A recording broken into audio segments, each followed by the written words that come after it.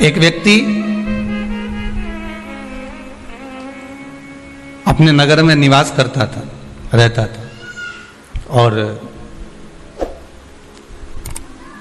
बड़ा सुंदर भाव से वह निवास करता था। अब एक समझने वाली बात है, देखिए, शरीर का पाप कर्म और मन का पाप कर्म दोनों को देखिएगा। वो अपने गांव में, नगर में निवास करता,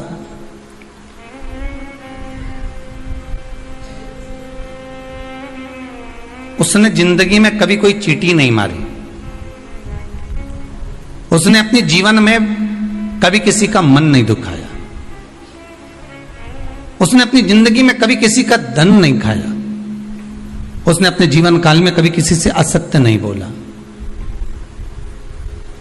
उसने संपूर्ण जीवन काल में न असत्य बोला, न झूठ बोला, न कपट करा, न बेईमानी करी, न प्रपंच करा, न छल करा, न कुछ बेकार कर्म करा, कुछ भी नहीं करा।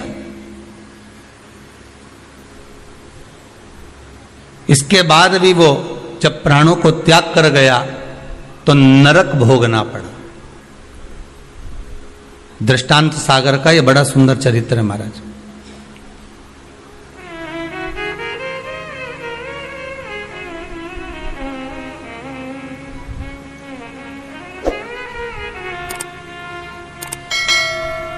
नरक भोग रहा है, ऊपर गया। चित्रगुप्त महाराज बैठे थे, इसके पाप गिना रहे थे, तो देवऋषि नारद का वहीं पर आगमन हुआ। श्रीमन नारायण, नारद जी ने तो पूछ लिया। संत के मन में अगर कोई प्रश्न आता है तो संत तुरंत पूछ लेता है कि आखिर कारण क्या है। भगवंत के मन में, अर्थात भक्त के मन में भी कोई प्रश्न आता है तो वो भी पूछ लेता कारण क्या है।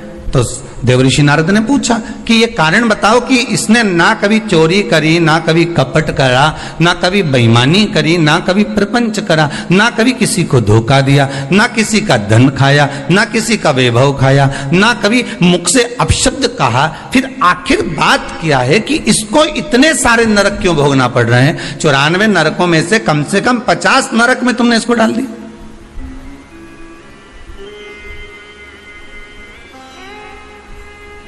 ये नरक में भेजने का कारण क्या है? भाई व्यक्ति गरुड़ पुराण के हिसाब से नरक कब भोगता है कि आपने अगर किसी के यहाँ चोरी कर लिया, आपने अगर किसी के यहाँ कपट कर लिया, किसी को मार दिया, किसी को अपशब्द कह दिया, ताने दे दिए, गालियां दे दी, और कहीं चोरी आदि कर्म कर लिया, कोई लूटपाट कर ली, किसी का धन खा गए, किसी का वैभव खा गए, किसी की सत्ता खा गए, किसी के रूप में किसी को दुख दिया, तकलीफ दी, तो आपको नरक भोगना पड़ेगा। ये गरुड़ पुराण कहती है।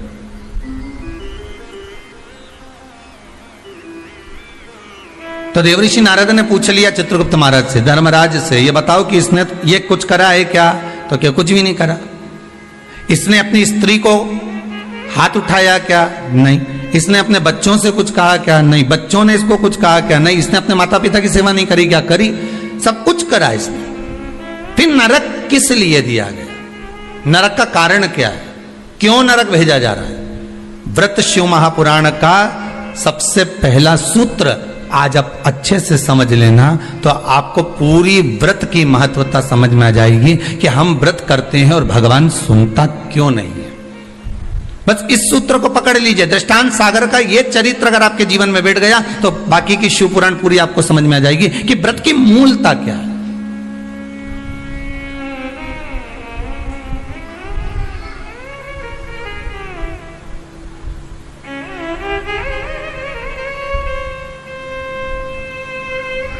कारण क्या हो सकता है? देवऋषि नारद ने पूछा तो धर्मराज बोले बस केवल एक कारण है। कौन सा? जब ये बैठता था इस शरीर के द्वारा इसने कोई बेकार काम नहीं करा। इस शरीर के द्वारा ये कोई किसी को कपट नहीं करा, किसी का धन नहीं खाया, वैभव नहीं करा खाया, किसी को अपशब्द नहीं कहा। इस शरीर के द्वारा कुछ नहीं करा इसने। फिर बचा काहे से था? तो कहा इस इंद्री के द्वारा, मन के द्वारा। क्या करा मन से?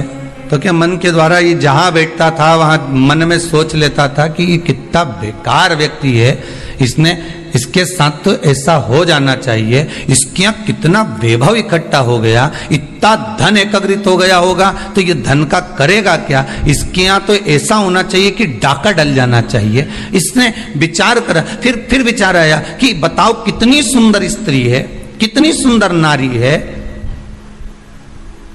इतनी सुंदर नारी तो मेरे साथ में होना चाहिए थी।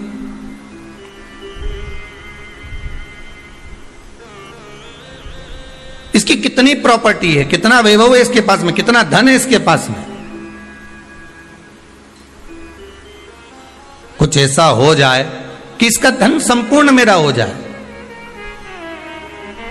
इसका पूरा वैभव इतना इतना जितना इसका धन है ये सारा के सारा मेरा हो जाए। अब बोलो शरीर से कुछ कर रहा है क्या वो? जितने आस्था पर सुन रहे हो, जितने फेसबुक यूट्यूब पर सुन रहे हो, दिल से बोलना, उसने शरीर से कुछ करा नहीं, शरीर से कोई चोरी करी नहीं, शरीर से किसी को मारा नहीं, किसी का धन खाया नहीं, पर कर क्या रहा है?